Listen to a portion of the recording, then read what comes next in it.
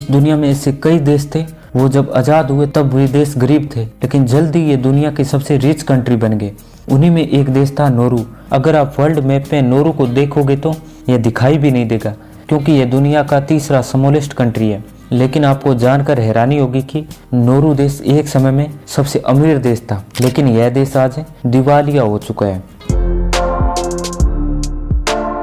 Nauru देश south प्रशांत महासागर में एक द्वीपीय देश है। यह विश्व का तीसरा स्मॉलेस्ट कंट्री है। इस देश की आबादी 12,000 है, लेकिन 17वीं शताब्दी तक इस देश के बारे में कोई नहीं जानता था। इस देश की खोज 1798 में ब्रिटिश जॉर्ज फेरन ने की थी। इस समय तक यहाँ 12 अलग अलग ट्राइब्स रहती थी। इसके बाद इस आइलैंड पर जर्मन एम्पायर का कब्जा हो गया। जब फर्स्ट वर्ल्ड वॉर होता है, जिसमें जर्मनी युद्ध हार जाता है, इस कारण इस द्वीप पर ब्रिटेन, ऑस्ट्रेलिया और न्यूजीलैंड का शासन हो जाता है। इसके बाद सेकेंड वर्ल्ड वॉर के समय इस द्वीप पर जापान का कब्जा हो जाता है। इस समय इस द्वीप के लोगों पर बहुत अत्याचार किया जाता है, लेकिन सेकेंड वर्ल्ड वॉर में जापान की हार हो जाती है। इस कारण इस द्वीप पर फिर से ब्रिटेन, ऑस्ट्रेलिया और न्यूजीलैंड अपने कंट्रोल में ले लेते हैं। इसके बाद जनवरी 1968 में नोरू को आज़ादी मिलती है। इसी के साथ नोरू एक इंडिपेंडेंट कंट्री बनता है। नोरू 1999 में यूनाइटेड नेशन का हिस्सा बनता है। वहीं नोरू की करेंसी ऑस्ट्रेलियन डॉलर है। इसके अलावा नोरू की ऑफिशियल लैंग्वेज नोरुआन है।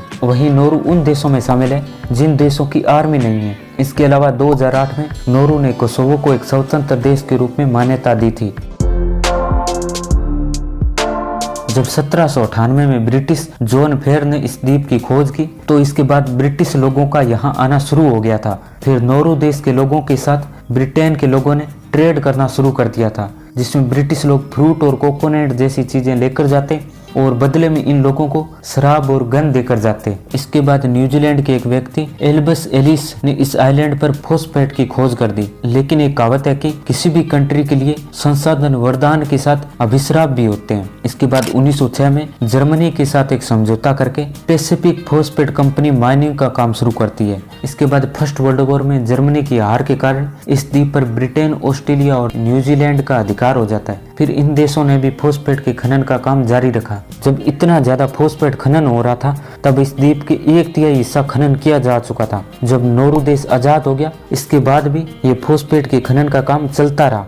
इसके बाद साल 1975 में नोरू देश दुनिया का दूसरा सबसे अमीर देश बन चुका था, जीडीपी पर कैपिटा के हिसाब से। वहीं इस समय नोरू देश की आबादी कम थी। इस कारण नोरू में भारी मात्रा में फॉस्फेट के खनन का काम चलता रहा। वहीं इस फॉस्फेट खनन के कारण नोरू की 90% भूमि खराब हो चुकी थी। वहीं अब धीरे धीरे नोरू में फॉस्फेट भी खत्म होने लगा था, लेकिन नोरू देश की पूरी इकोनॉमी फॉस्फेट निर्यात पर टिकी थी। इस कारण नोरू देश की अब इकोनॉमी भी धीरे धीरे कम होने लगी। इसके अलावा नोरू देश के 90% आबादी भी खनन कार्य में लगी हुई थी। तब नोरू देश के प्राकृतिक संसाधन खत्म होते ही जीडीपी भी कम होने लगी। इस कारण नोरू देश को देखकर दुनिया के कई देशों ने अपनी इकोनॉमी केवल प्राकृतिक संसाधनों पर निर्भर नहीं रखना चाहते थे। एग्जाम्पल, अरब कंट्रियों ने अब अपनी इकोनॉमी ऑयल पर न निर्भर करके अपने देश की इकोनॉमी टूरिज्म के अलावा फिल्म इंडस्ट्री की तरफ भी मूव कर रहे हैं। जब नोरू देश फॉस्फेट माइनिंग के कारण दुनिया का दूसरा सबसे अमीर देश बन चुका था, तब नोरू देश की 90% जमीन में फॉस्फेट निकाला जा चुका था। साल 1990 में नोरू देश की जीडीपी